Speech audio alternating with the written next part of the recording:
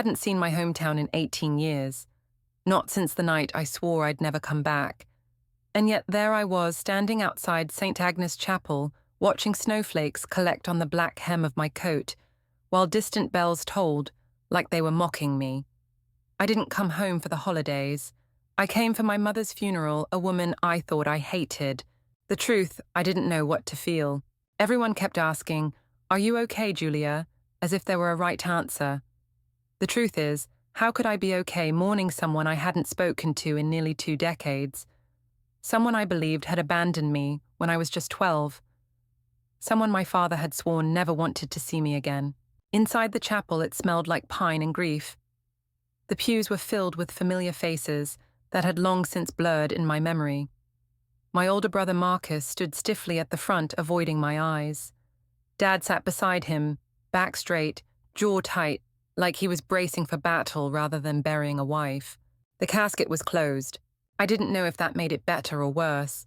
I kept waiting to feel anger, or maybe sadness, or even relief. But all I felt was cold. The kind of cold that settles in your bones and makes a home of your chest. I sat quietly through the service hand's clenched heart suspended in a memory I couldn't reach. After the service ended and the crowd began to trickle out, a woman approached me. I didn't recognize her, maybe mid-60s with silver hair pulled into a bun, her face kind but unfamiliar. She wore a modest blue coat and held a manila envelope in both hands. "You're Julia Carter," she said, more a statement than a question. I nodded cautiously, yes. "Your mother asked me to give this to you. She made me promise that it was important." I took the envelope without speaking, staring at the name written in elegant cursive across the front to my Julia when I'm gone. I barely remembered walking to my car. My fingers trembled so violently, I dropped my keys twice before I got the door open. Once inside, I sat there in the silence staring at the envelope in my lap. Part of me wanted to rip it apart without reading.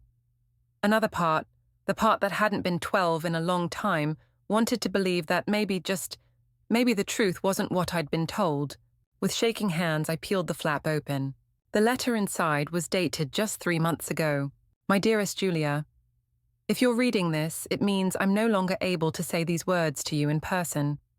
I have dreamed of this letter, dreaded it too, because it means I failed to find you in life. I never left you because I didn't love you. I left because I wasn't allowed to stay." I stopped reading, tears welling up behind my eyes, a knot tightening in my throat. My heart pounded. My father had told me she walked out on us, that she chose another life, that she didn't fight for me. But this was different. I wrote you letters for years. Birthdays, holidays, first days of school. I sent gifts, cards, anything I could. But they always came back. Or worse, they disappeared into silence. Your father made sure we stayed strangers. I pressed the paper to my chest and let out a breath I didn't know I'd been holding. Nausea curled in my stomach. He lied. He lied. All these years, all the anger, all the broken birthdays. My confusion, my guilt, it had been planted, nurtured, weaponized. My hands curled into fists around the edges of the letter. I wanted to scream, but I was too hollow for rage. Instead, I read the rest in silence, my tears soaking the bottom half of the page. By the time I finished, the sun was low, casting long blue shadows across the cemetery grounds. I sat still, the weight of everything pressing in. My mother hadn't left me. She had been taken from me. I had come back to bury her. But now I couldn't help wondering what else had been buried along with her, and who exactly had done the burying. The next morning, I made a decision I hadn't planned for.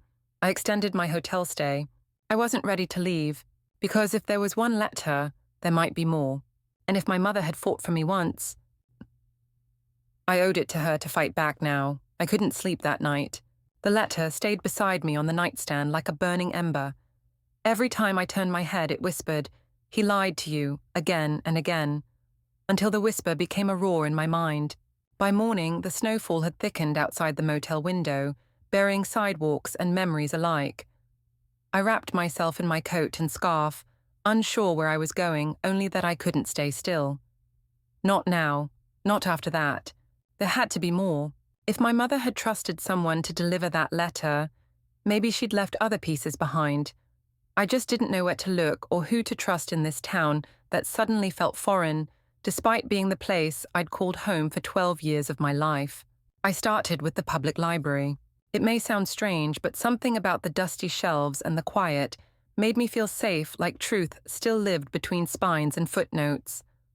I pulled local newspapers from the archives, focusing on the years right after my mother left. What I found made my hands shake. A brief notice, almost a footnote, dated June 2005. Local music teacher Evelyn Carter files custody appeal for daughter Julia Carter. Case closed without comment. And then nothing. No follow-up, no explanation. It was as if someone had snipped her right out of the town's collective memory, erased her like chalk from a blackboard. That afternoon, I drove to our old neighborhood. The house I grew up in still stood there, chipped blue paint, a crooked mailbox. It looked smaller now, as if time had shrunk it in shame.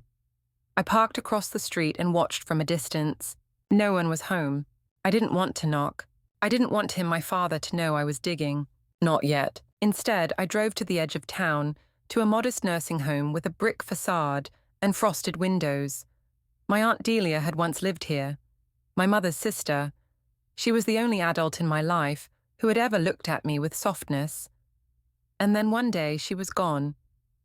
My father had said she moved out of state, but I remembered the letters, the postcards with no return address, the way her name made his voice tighten. I walked into the reception area clutching my breath. The nurse at the front desk smiled politely. "Hi, I'm looking for someone who used to live here, Delia Henley." The nurse typed something, then raised an eyebrow. Retired teacher, long silver braid. I nodded, heart racing. "She's still here. Been with us a long time. Apartment 212. I didn't realize how much tension I was holding until I was standing in front of her door, fist raised but frozen. And then I knocked. It opened a moment later, revealing a thin woman with bright eyes and a soft wool shawl draped over her shoulders. Her face aged, yes, but unmistakable. She froze, then her hand flew to her mouth. "Julia," she whispered. I nodded. "Hi, Aunt Delia." Tears welled in her eyes. "Oh my God, come in, come in." Her apartment was small but warm, filled with handmade quilts and the smell of lavender. She made tea with trembling hands, glancing at me, as if afraid I'd vanish. "I thought you hated us," she said finally. "That's what your father told everyone, that you wanted nothing to do with your mother's side." "He said you moved away," I replied. Delia let out a bitter laugh. "No, sweetheart. He cut us off. We wrote. We called. Your mother sent birthday cards. Gifts. We tried everything." I pulled out the letter and handed it to her. She read it slowly, her fingers trembling more as she turned each page. "She still hoped," Delia whispered, "all these years." I told her everything: the funeral, the envelope, the newspaper clipping, the silence that had wrapped my life like gauze. When I was done, she reached beneath her coffee table and pulled out a wooden box. Inside were dozens of letters, all addressed to me, all unopened. "Your mom gave me copies," she said. She knew he might throw them away. We kept them, just in case. My chest cracked wide open. Every word was a piece of the puzzle. Birthday wishes, apologies, descriptions of the life she was building: a music school, a small garden, a new apartment. All of it for me, all of it stolen. We sat for hours reading, crying, remembering. When I finally stood to leave, Delia touched my arm. "There's more, Julia. Your mother, she left something for you, something she never stopped preparing." "What is it?" I asked. Delia hesitated. "Her will. She left it with a lawyer. She never changed it, not once. She wanted you to have everything." The world spun slightly. "Do you know the name of the lawyer?" I whispered. Delia nodded. "Edmund Rowe, downtown. Still practicing, last I heard." I left her apartment with the box of letters clutched tightly to my chest. This wasn't just grief anymore. This was a war for truth. And I was no longer afraid to fight. Downtown looked the same and nothing like I remembered. The same cafe with the crooked awning. The old record store with its windows full of dust and forgotten dreams. But the air felt heavier now, not with nostalgia, but with the weight of everything that had been hidden beneath this town's quiet surface. I found Edmund Rowe's office tucked between a bakery and a barber shop. The door was wooden, its brass handle cold in my hand as I stepped inside. The reception area smelled of paper and lemon polish. An older woman looked up from behind a desk, blinking with polite confusion, until I said the name. Julia Carter. I believe my mother, Evelyn Carter, left something with Mr. Rowe years ago. A pause. Her eyes flicked to the calendar, as if calculating something long buried. Then she stood and disappeared down a hallway. Moments later, a tall man in his 70s emerged, suit slightly rumpled, but eyes sharp as glass. Julia Carter, he repeated, extending his hand slowly. You look just like her. My throat tightened. You knew my mother? Knew her well, he said. Come in, we have much to discuss. His office was lined with books and old legal plaques. Behind his desk sat a locked cabinet, which he opened with a brass key from his pocket. From it, he pulled out a slim folder, bound with a faded blue ribbon. She prepared this in 2006, he explained. Updated it once in 2014, shortly after being diagnosed. But the contents remained the same. She never changed the beneficiary, not once. He placed the file gently on the desk between us. Shall we go through it together? I nodded, silently bracing myself. The will was handwritten and witness then formally notarized. It was clear, uncomplicated. To my daughter Julia, I leave all personal belongings, savings, and the house on Winfield Street. If she is not found or refuses the inheritance, I ask that it be transferred to a foundation supporting music education for underprivileged girls. To Marcus and Richard Carter, I leave nothing by design. I stared at the words, my heart racing. She'd made her choice long ago, and now I knew why my father had worked so hard to bury her voice. Edmund looked at me gently. She came here every year to update her contact information. Left notes about your age, what you might be doing. Said she believed you'd come back one day. She asked me to hold on to this no matter what your father said. I swallowed hard. Did he? No. He nodded slowly. He tried to challenge it once. Claimed she was mentally unstable. I had her evaluated. She passed every assessment. He backed off after that, quietly, but I always suspected he was hiding more. I think he was, I whispered, and I need to find out exactly what. Edmund leaned forward, his expression more serious now. There's something else. I was authorized to give this to you upon her passing. He slid a small weathered envelope across the table. I picked it up with trembling fingers. Inside was a single sheet of paper, my mother's handwriting once more. If you found this, it means you're finally free of him. I wish I could be there to say this aloud. You were never the reason I left. You were the reason I survived. I'm sorry I couldn't break through his wall. I'm sorry he made you believe I didn't want you. I did. Every single day. I know the truth hurts. But now that you have it, please don't let him win again. Reclaim what's yours. Your story, your voice, your future. I love you more than words ever allowed me to say. Mom. I folded the letter and placed it gently back in the envelope, pressing it to my chest. I thought of all the years I'd spent wondering why I wasn't enough. All the birthdays I'd spent feeling like someone had chosen to forget me. And now the truth. She never forgot. She was taken, manipulated, silenced, just like I had been. Edmund broke the silence. There's something else. The house on Winfield Street. It's in probate, but uncontested. We can transfer possession within a few weeks. Is it still standing? Yes, empty now, locked. But you can visit if you'd like. I have a key. My voice was barely a whisper. I'd like that. He handed me the key, an old brass skeleton type, with a red ribbon tied around the top. My hands shook as I took it. That house was the last place my mother had lived. And now, it was mine. But I couldn't just walk through that front door yet, not without facing everything I'd been running from. Mr. Rowe, I said quietly, I think I'm going to need your help with something else. Anything. I believe my father and brother stole from me. From her. Maybe even used my name for loans or accounts. I don't know yet, but I need to find out. He nodded slowly. Then we'll start the process. Financial discovery, credit checks, property searches. We'll unravel this together. The key felt warm in my hand as I left the office, even as the snow picked up and the wind howled through the streets.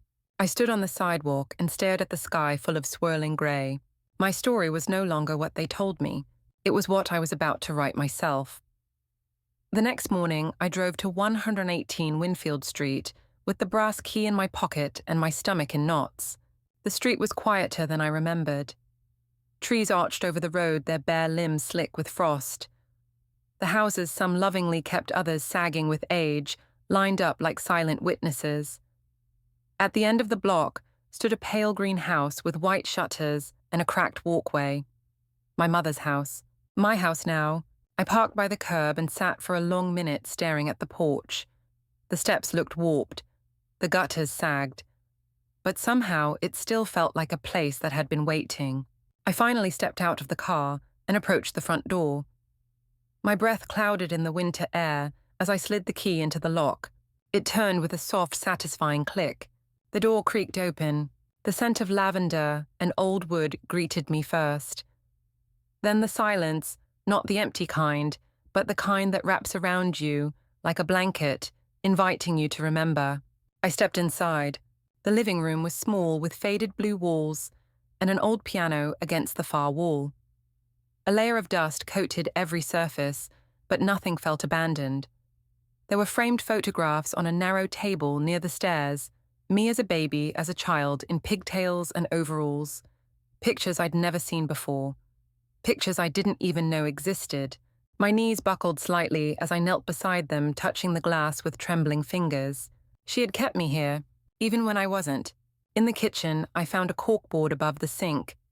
Pinned to it were yellowed recipes, a calendar from 2019, and a faded note in her handwriting, "Call Delia about the piano tuners. Check on Julia's birthday package." I stared at that line so long the letters began to blur. My birthday was in March. She'd written that note the month before she passed. She never gave up on me. In the back room, what must have been her office, I found file boxes neatly labeled. One said Julia letters returned, another legal, another music school proposal. I sat cross-legged on the floor and began going through them. Most of the letters matched the ones Aunt Delia had saved, but there were dozens more, some addressed to my old schools, some to my dorm at college, even one to a military base I'd briefly lived near. She had tried every possible way to reach me, all blocked, or worse, intercepted. In the legal box, I found copies of court transcripts from the custody battle I never knew happened. My father's affidavits painted my mother as unstable, erratic, unfit. But the evaluations told another story. Clean psych reports, stable employment, verified living conditions. She hadn't lost custody because she failed. She'd lost because he lied better. As I dug deeper, I found something else, something that made my skin go cold. A stack of loan statements, credit card applications, and wire transfers. All with my name, all dated during the years I was a student and then traveling for work. I never opened these accounts, but someone had. I called Edmund immediately. He answered on the first ring. "Julia." I found proof, I said. Loan accounts, credit cards, all in my name. And there's a list of withdrawals that I know didn't come from me. "I'll come by," he said, "today." While I waited, I wandered through the house. Each room held echoes of a life I should have known, a sewing kit on the windowsill, a drawer filled with sheet music, a bookshelf lined with novels, and old music theory textbooks. In the guest room, I found a bundle wrapped in cloth. Inside was a delicate music box, silver, with a tiny ballerina inside. When I wound it, the tune was familiar. Brahms' Lullaby. I remembered it faintly, from childhood. I sat on the edge of the bed, letting the music fill the room, and for a moment it felt like she was there. Edmund arrived just after noon. I showed him the documents and he whistled under his breath. "This is identity fraud," he said. "Misuse of power of attorney if he ever had one. Wire fraud. Potential elder abuse too, depending on how he got access to this." I couldn't believe it, or maybe I could. My father had always said money was tight. That's why I worked part-time through school. Why I didn't go to grad school. Why I never moved out of my college apartment until years later. He told me we're barely staying afloat, Jules. You have to understand. He used my sense of duty like a weapon. "Can we fight this?" I asked. "We can do more than that," Edmund said. "We can make him answer for it." As he packed the documents into a leather briefcase, I felt something shift inside me. Not anger, not yet, but resolve. The house felt warmer that night, even though I hadn't touched the thermostat. Maybe it was just knowing I wasn't crazy, that I hadn't imagined the distance, that I hadn't simply been forgotten. I had been erased, and now I was writing myself back in, Before I went to sleep, I walked back to the piano. I lifted the lid. Inside, I found one final envelope. No address, no stamp, just my name. Julia, open when you're ready. I stared at it for a long time. Then I placed it on the nightstand beside the letter she'd left with the lawyer. Whatever it contained, it could wait one more night. But the reckoning, that couldn't wait much longer. I didn't sleep much. The house creaked around me in the quiet hours, not in a haunted way, more like it was settling into my presence. Like it had been holding its breath for years, waiting for someone to come home and ask the questions no one else dared to. The envelope on the nightstand practically hummed in the darkness. Open when you're ready, it said in my mother's handwriting. But what does ready even mean when your whole world has been pulled inside out? I wasn't ready, but I opened it anyway. Inside was a letter, several pages folded carefully, and a photograph. I stared at the photo first. It was me about 10 years old, sitting on our front porch with a popsicle in one hand and a paperback novel in the other. My mother was beside me, laughing at something I'd said. The sunlight kissed her cheekbones. She looked free, alive, beautiful. A moment I barely remembered yet, now held like gold. I turned to the letter, heart pounding. My Julia, if you found this letter, then you've stepped inside the walls I filled with memories of you. If you found this house, then you're standing in the only place I ever truly felt like a mother. You were never meant to be kept from me. I fought, harder than anyone knows. I lost not because of the truth, but because of your father's need to control the narrative. The man you remember is not the man I fell in love with. By the time I realized the depth of his manipulation, it was too late. He painted me as unstable. He twisted love into leverage. He used you to punish me. But I never stopped loving you. Not for one breath. I watched your life unfold from a distance. I never chose newspaper clippings. School yearbooks a neighbor smuggled me. Even grainy photos from Facebook that Delia showed me at holidays. You were brilliant, brave, kind, everything I ever hoped you'd be. I wiped my face, not realizing when the tears had started. I wanted this house to be your sanctuary someday. That's why I kept it, even when the foundation cracked and the pipes froze. I kept it because I believed that someday you'd walk back through that door and make it your own. Everything I own, my journals, my teaching materials, my piano, it's yours now. And with it, one request. Tell the truth, not just for me, for you. Because lies rot the soul from the inside out, and you deserve better than what they gave you. I finished the letter, curled up on the same couch where that photo had been taken, the paper trembling in my hands. I felt hollowed out, but also filled in places I didn't know had been empty. Later that morning, I made a decision. I was done mourning quietly. It was time to confront the people who had turned my life into a fiction. Marcus was first. He worked at the local car dealership had for years, the same job he'd started right out of high school. I walked into the showroom just after lunch. He was standing by the front desk, clipboard in hand, chatting with a customer. He looked older than I remembered, heavier, balder, but the moment his eyes met mine, all the blood drained from his face. Julia, he said, like I was a ghost. We need to talk, I said, now. He followed me outside to the parking lot, his hands shoved deep in his coat pockets. I didn't expect you to come back. No, I imagine you didn't, I said, especially not now that I know everything. What are you talking about? I pulled the photo from my coat pocket and held it up. This was taken the summer before Mom left. Remember that she was still living with us, still trying, still present. He didn't answer. I've seen the court documents, the evaluations, the letters, all of them. She didn't abandon us, Marcus. Dad pushed her out, and you helped. His jaw clenched. You don't know what it was like back then. Then tell me, I said, voice sharp. Tell me what it was like to watch her be erased and stay silent. She wanted to take you away, he snapped. Move to the city, start over. I was going to be left with him. I was 15. What was I supposed to do? My breath caught. He wasn't angry, not really. He was scared, defensive. A grown man still protecting the version of the story that let him sleep at night. I get it, I said more softly now. You were scared. But what about later? When you were older, when you could have told me the truth. He looked down. I thought she gave up on us. That's what he said. He lied, I whispered. To both of us. A long silence. Then what now? I'm going to confront him, I said, with legal counsel. He paled again. You're suing Dad. He committed fraud in my name, stole from me, from Mom, maybe even from you. Marcus didn't argue. He didn't defend him. He just said good. That night back at the house, I opened the last box in the office closet. Inside were 3 black binders labeled The Project. They contained detailed plans for a community music center, lesson ideas, outreach proposals, sketches of what rooms might look like, lists of grant options, even a letter addressed to the local arts council never sent. My dream is simple, a place where women and girls who've been silenced can find their voice again through music, through community, through healing. I closed the binder and placed both hands over it, heart pounding. She hadn't just wanted to survive. She'd wanted to build something for others like her, and maybe I could still make it happen. The next morning, I woke up before sunrise, something I hadn't done since my corporate days in Chicago.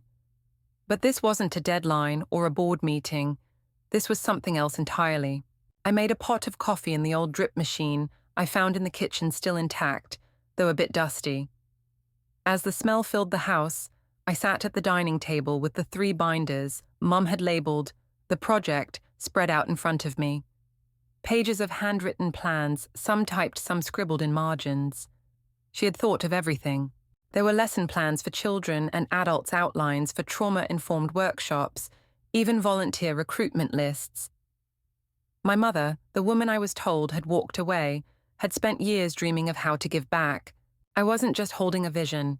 I was holding her legacy. That was when I knew this couldn't stay a dream. I had to bring it to life.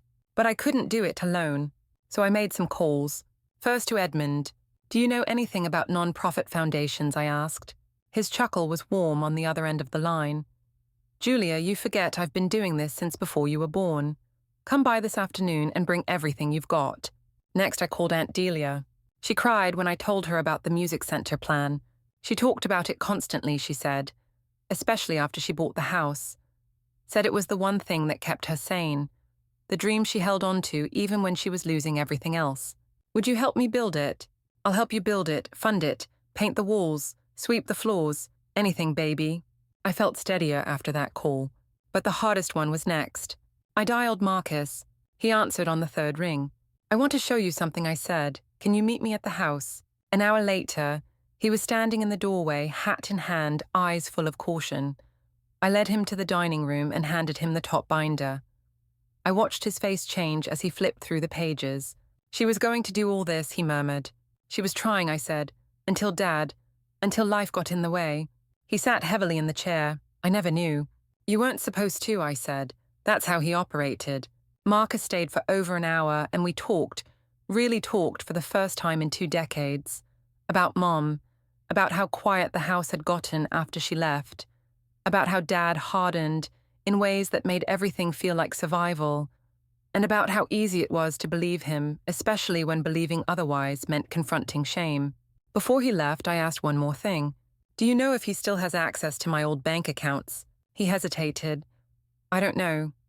But I wouldn't put it past him. He kept folders, files on everyone. Might be worth looking into. That afternoon, Edmund and I began the process of establishing the Evelyn Center for Music and Healing as a non-profit foundation. He smiled when I showed him the proposal binder. Your mother had vision, he said, and now you've got the fight to see it through. I nodded, but first the confrontation. We reviewed the legal paperwork together. Power of attorney misuse, identity theft, wire fraud, and potential elder exploitation. Edmund explained that while criminal prosecution was possible, a civil suit would likely bring faster restitution and allow me to reclaim assets including funds, titles, and credit. Are you ready to face him, he asked. Not yet, I said, but soon. That night, I walked through the house again, room by room, notebook in hand.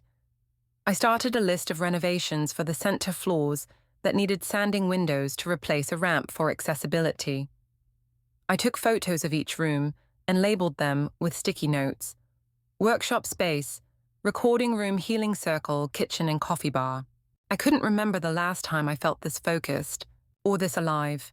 Around midnight, I sat at the piano, the same one my mother had practiced on. I opened the lid and ran my fingers across the keys. Dust danced in the moonlight. When I pressed down, it produced a note out of tune but still whole. Just like me, I flipped open the bench and found stacks of old sheet music. On top was a piece I recognized from childhood Claire de Lune. I remembered the way her fingers used to move across the keys like water. She would close her eyes and lose herself in the music. I placed the sheet on the stand and began to play. Poorly at first, rusty. But then something clicked. Muscle memory maybe. Or maybe love has a longer echo than pain. When I finished, I whispered, "I'm going to make this real for you, Mom. I promise." And I meant it. The next morning, I received a letter in the mail, forwarded from the county records office. It was a copy of a loan agreement taken out in my name, dated just a year before I turned 18. The signature was not mine. The co-signer, Richard Carter, my father, underneath a sticky note from the county clerk. "This is one of 3 flagged documents. Do you want to proceed with a full audit?" I stared at the letter until the edges curled under my fingers. It was time.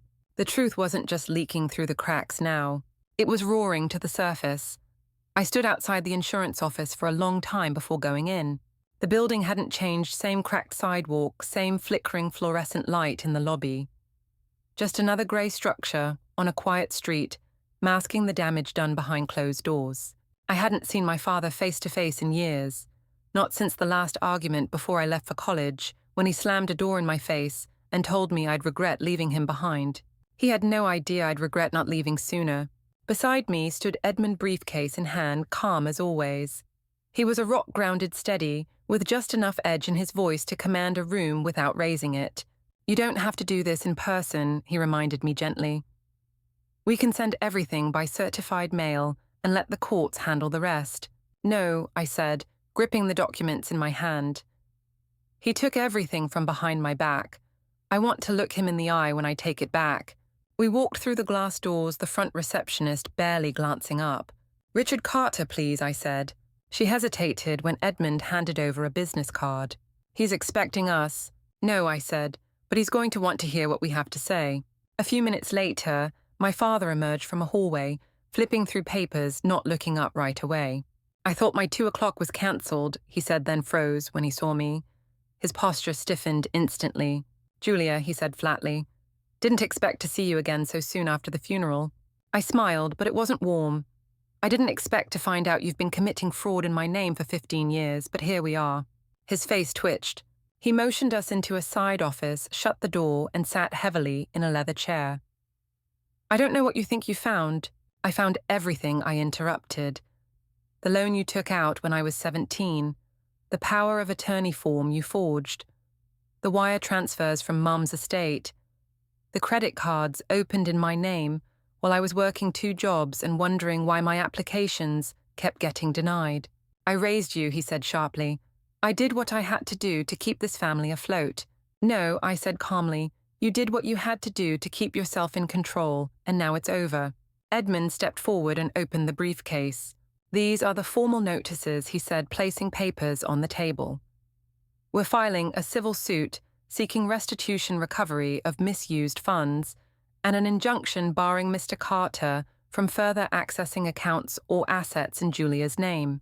"This is absurd," my father barked. "You're turning your back on your own blood. Over what, some money?" I stared at him.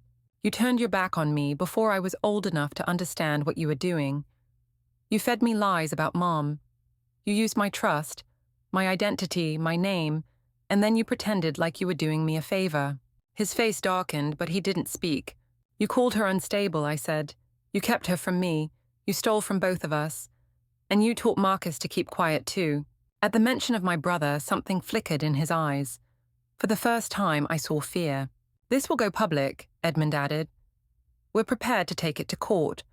Or you can settle now. Admit what you did return, the money relinquish any remaining claims, and walk away quietly." "And if I don't," he snapped. Edmund didn't flinch. "Then we file everything with the county tomorrow.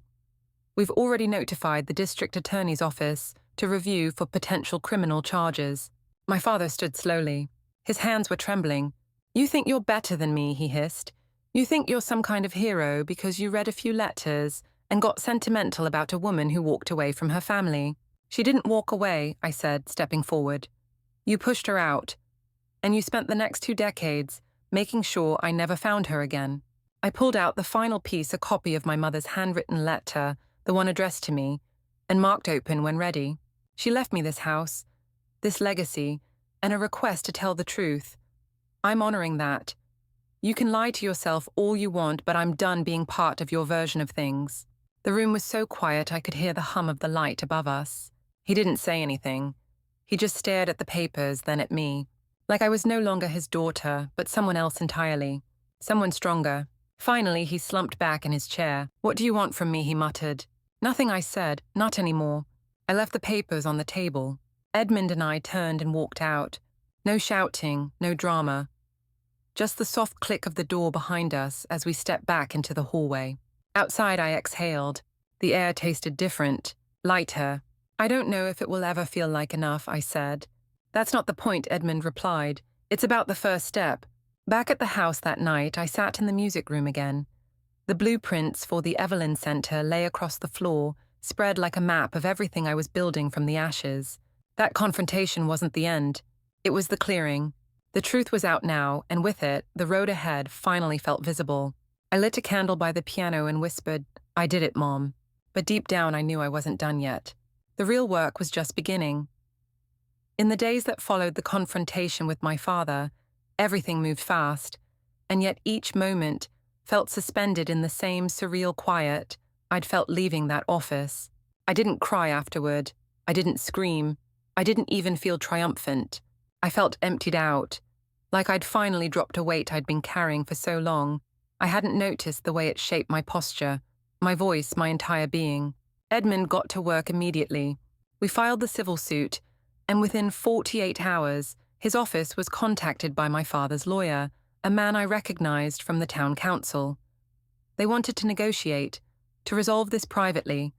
Of course they did, but this wasn't about privacy anymore. It was about accountability. Still, I agreed to settlement terms, but only on one condition, the full return of funds transfer of property deeds, and a signed notarized statement acknowledging fraud, deception, and misuse of power of attorney. It wasn't revenge. It was documentation. Proof that I wasn't crazy. Proof that she, my mother, had been telling the truth all along.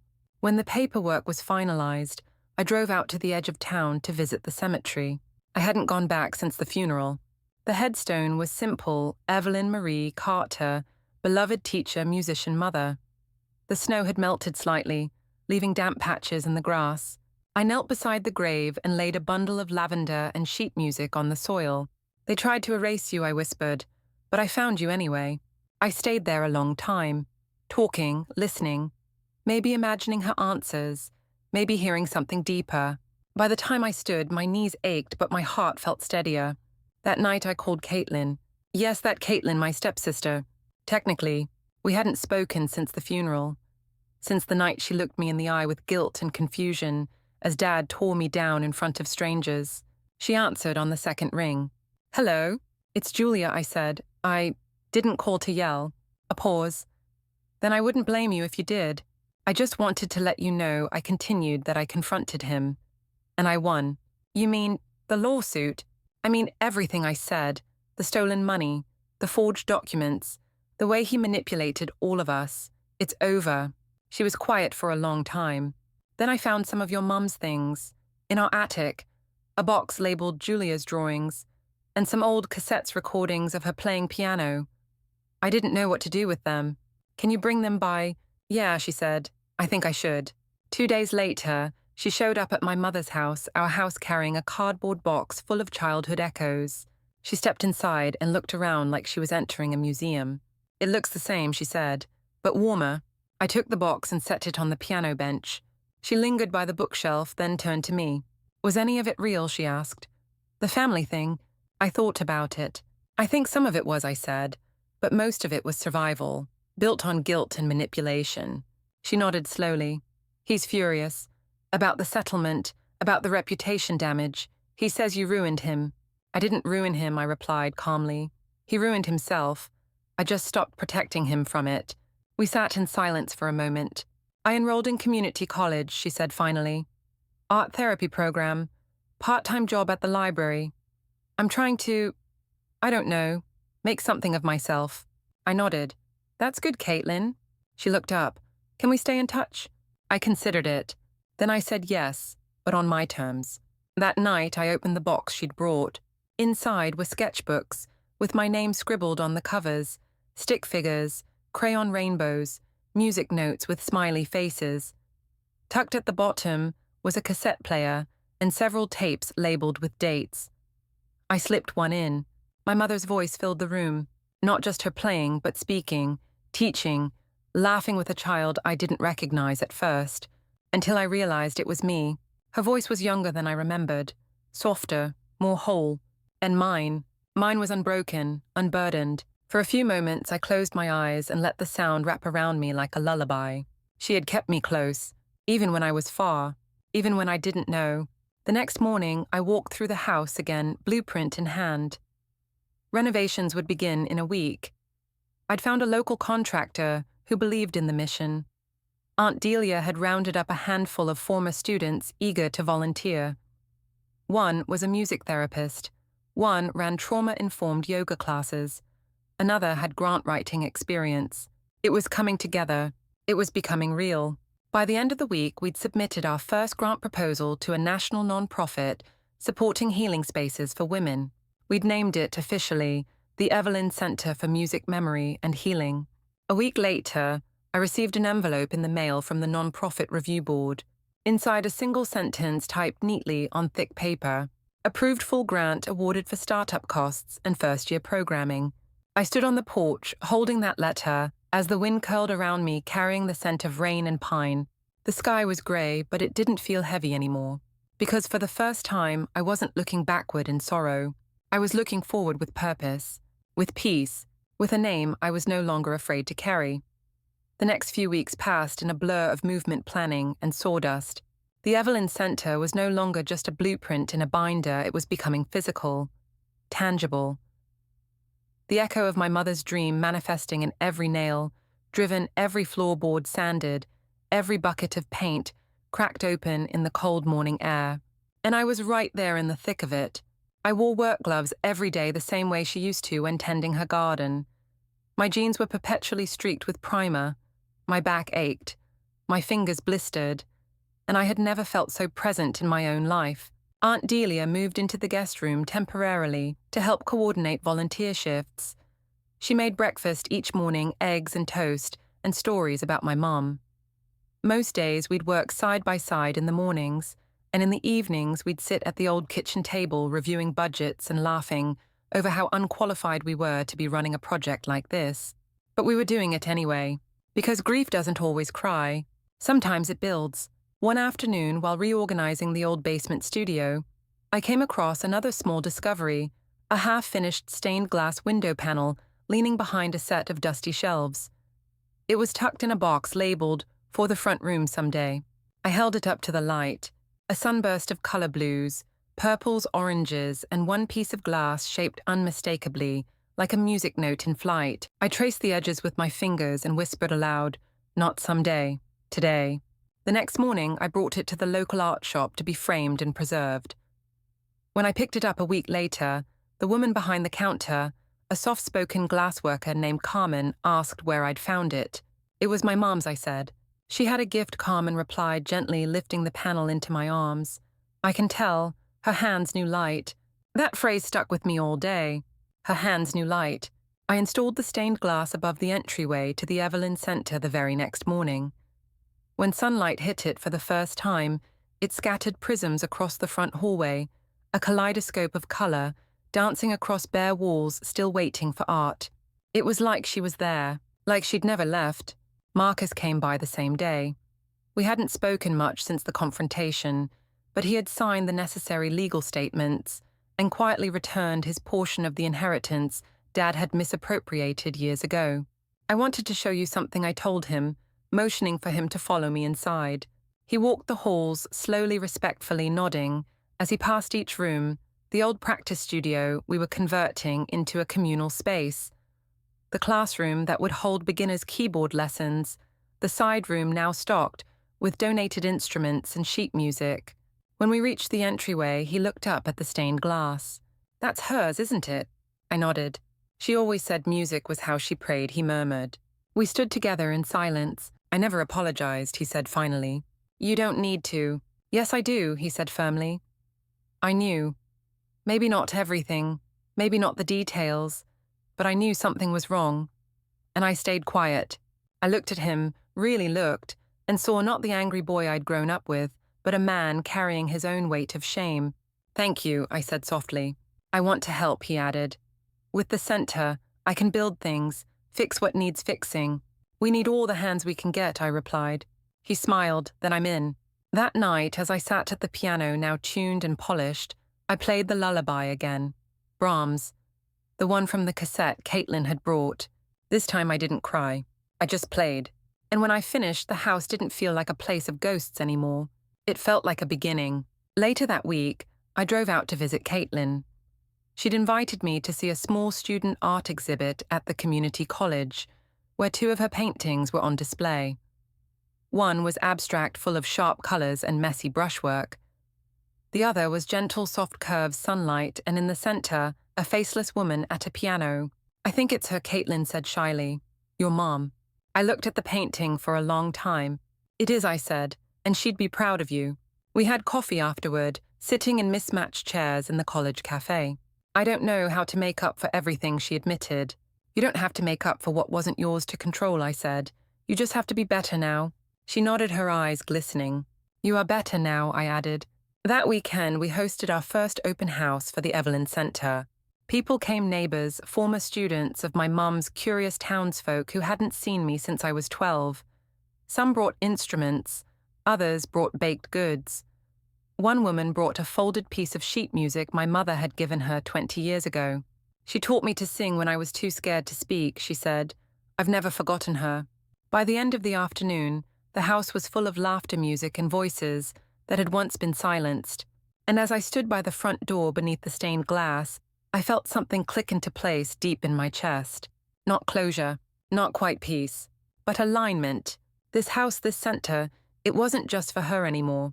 It was for all of us who had been rewritten, overlooked, forgotten.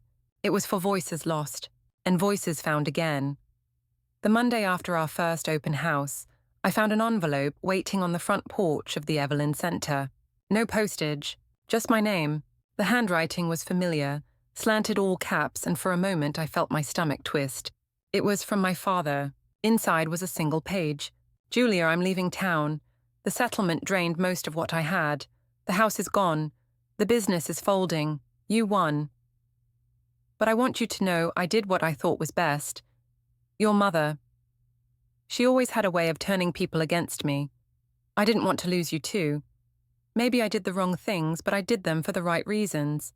I hope one day you'll understand that. Dad." There was no apology. Not really. Just justification. Still, I sat with the letter for a while, rereading it under the soft hum of the piano room light. Did part of me wish he'd said he was sorry? Of course. But I also knew something else, something my mother's letters had taught me. Closure doesn't always come from others. Sometimes you have to choose it for yourself. I folded the letter and placed it in a box I'd started collecting unfinished business. Not out of sentiment, but for my own record. My truth.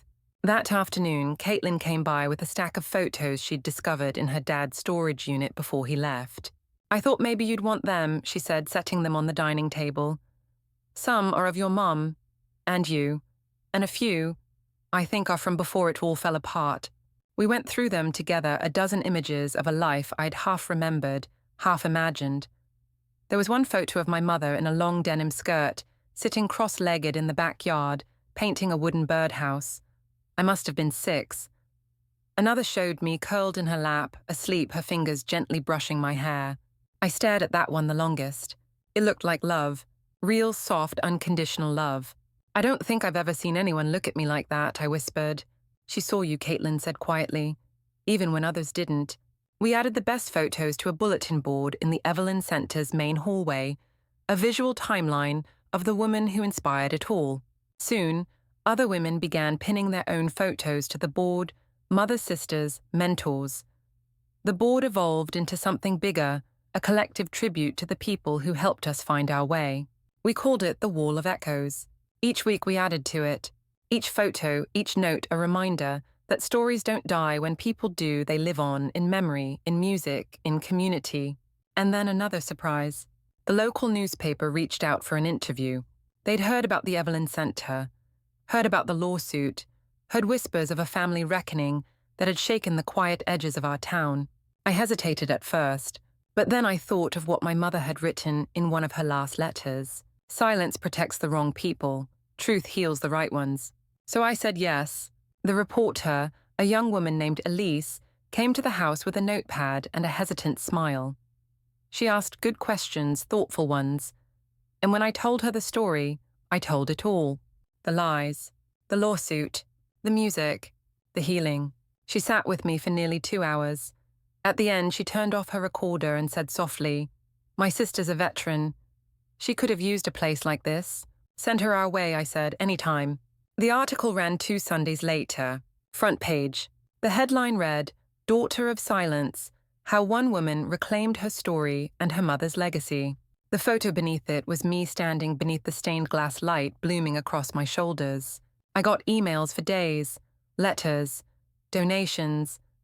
A retired teacher from across the state mailed us a check with a note that read, "Your mother once wrote to our school board asking for more music funding. They ignored her. I never forgot it." The Evelyn Center wasn't just growing. It was resonating. By mid-month, our workshop sign-ups were full. One morning, as I unlocked the front door, a woman in her 70s stood on the porch. "Are you Julia Carter?" she asked. I nodded. "I knew your mom," she said. "We taught summer music camp together. When we were both pregnant, me with my third, her with you." She placed a small cloth-wrapped package in my hands. "She wanted you to have this. Told me if anything ever happened to her and you ever came home, I was to give it to you." Inside the wrap was a delicate silver bracelet, worn but polished, etched with music notes, and a single inscription on the inside. "For the song you haven't sung yet." My hands shook. I placed it on my wrist and closed the clasp. That night, I sat at the piano again, not to mourn, but to write. I'd never been a composer, but I began to string together the notes of something new, something that wasn't just hers, or mine. A song for healing, a song for return, a song for the ones who were silenced and those who dared to speak again. And somewhere I could almost hear her humming along. By the time spring arrived, the Evelyn Center was no longer a quiet project, it was a living rhythm. Mornings began with music trickling through the walls, a teenage girl learning her first chords, a mother and daughter playing a duet in the therapy room, a Vietnam veteran humming as he tuned a cello he hadn't touched in 30 years. It was exactly what Mom had imagined, only more alive. And yet, as we prepared for our first public concert, a celebration of community and healing, I felt the weight of it all, pressing quietly behind my ribs. I wanted her there, not just in spirit. I wanted to see her face in the crowd, to hear her laugh when someone missed a note, to feel her squeeze my hand backstage and whisper, "I knew you could." I found myself waking up early each day, walking the halls alone before the doors opened. I'd trail my fingers across the windowsills, straighten sheet music touch the stained glass, as if it could warm my skin like her voice once did. On the night of the concert, the house was glowing literally. We'd strung lights through every hallway, filled the main room with chairs, opened the windows, so the breeze could carry the music beyond the walls. Marcus helped set up the stage. Aunt Delia baked cookies. Caitlin arrived early with a stack of art prints she'd made for the silent auction. Everyone was there. Everyone except her, and yet everywhere she was. I stood at the side of the small stage with my hands trembling and a knot in my stomach. Not from nerves, but from something deeper. Gratitude. Before I went on, Marcus walked over and placed something in my hand. A photograph. Mom and me side by side at a piano, both smiling, both unaware of the ache that life would one day bring. "I thought you might want it up there with you," he said. I nodded, blinking hard. When I stepped onto the stage, the room quieted. Dozens of faces stared back at me, familiar and new. Supporters, volunteers, survivors, and artists. All of them had brought pieces of their own stories here, and now it was time for mine. I cleared my throat and began. I was told for most of my life that my mother left me, that she didn't want me, that she was unstable, selfish, unreliable. And for a long time, I believed that, until I came home. What I found wasn't just the truth about her, it was the truth about myself. The woman I was raised to forget had spent her whole life remembering me. This house was hers, but now it's ours. Not just mine, not just my family's.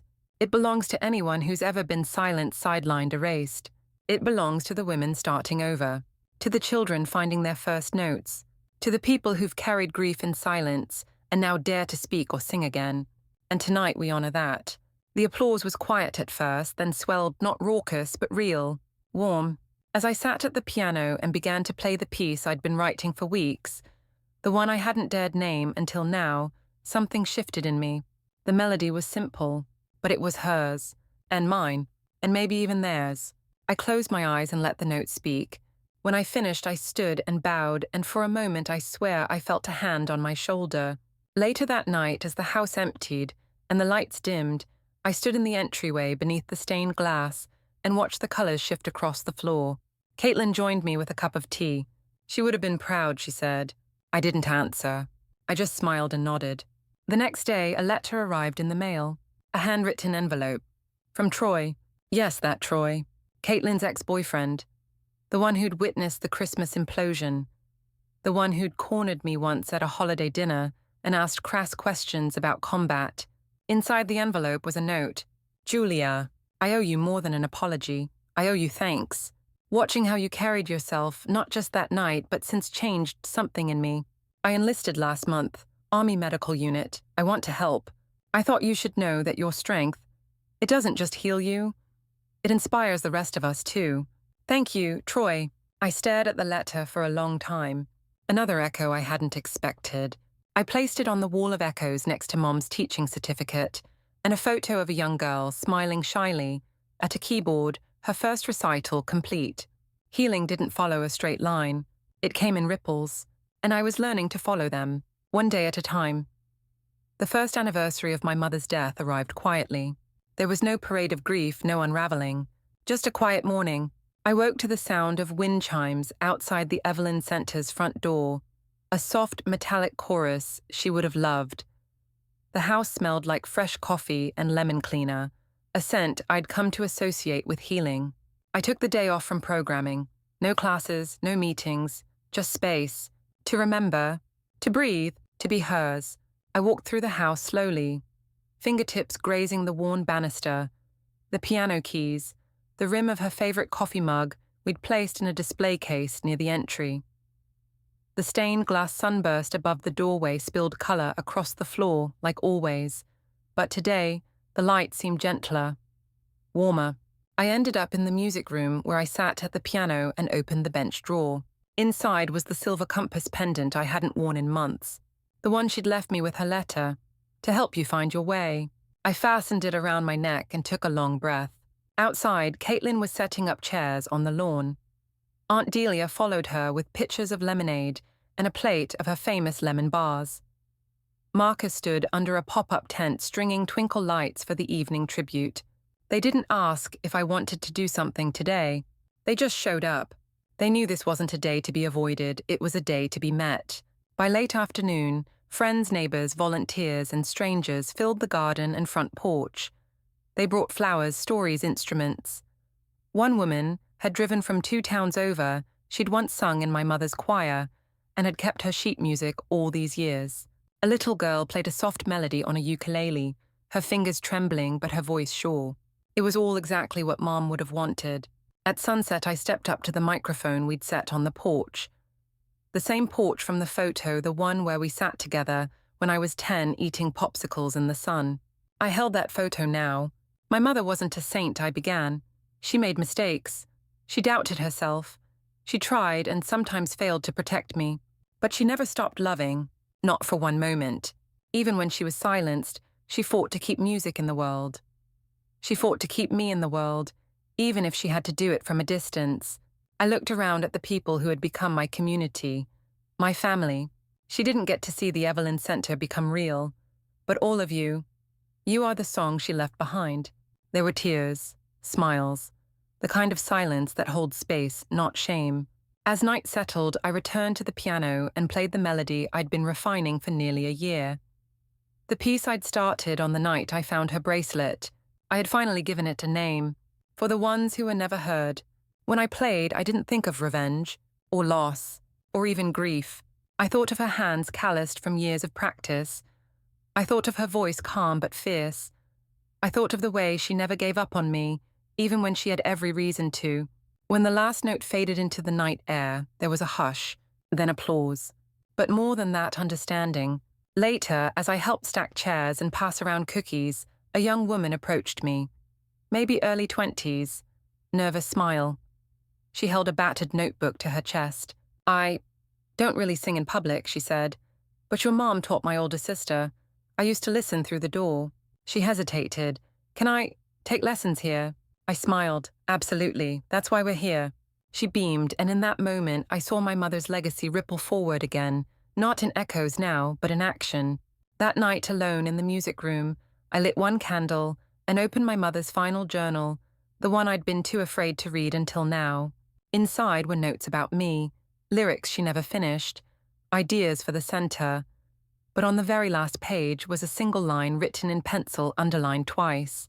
She will come home, and she will heal us both. I pressed the page to my lips and whispered, you were right. It had taken grief, betrayal, a complete collapse of everything I thought I knew. But in the rubble, I had found music. And in music, I had found her. I had found me. So what about you? Have you ever had to reclaim a part of yourself after someone tried to bury it? Have you ever rediscovered a voice you thought you'd lost? If so, I hope you'll share your story in the comments below. And if no one's told you today, your voice matters. Your truth deserves to be heard. And somewhere, someone is waiting for your melody to begin. Thank you for listening to mine.